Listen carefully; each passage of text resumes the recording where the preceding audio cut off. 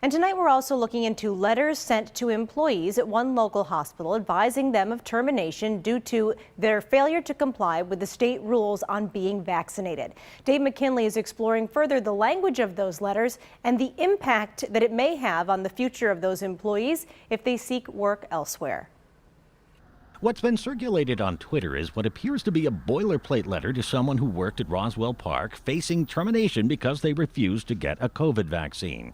As most know, the state mandated hospital workers to get the shot or lose their jobs.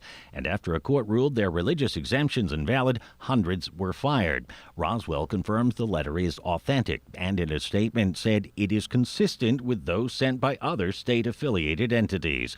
But beyond clearly stating that the employee faces termination for not getting the shot, it also lists as cause misconduct, dereliction of duty, incompetence, and insubordination.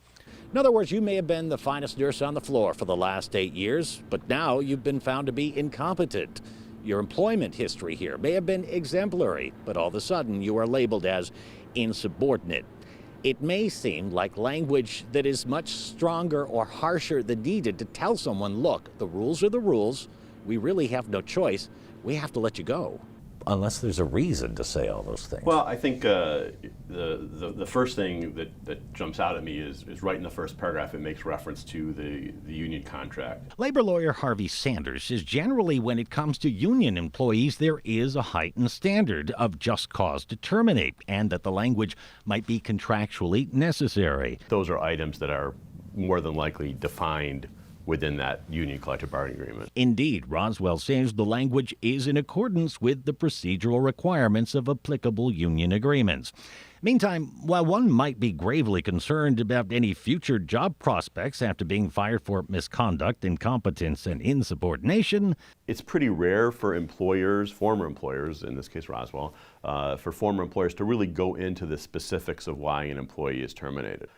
You know, more often than not, most employers will only confirm dates of employment, job title, maybe confirm a salary, something like that. And while there's no law prohibiting them from saying anything more, a former employer is not going to want to be sued by a former employee over what information they share with a potential employer.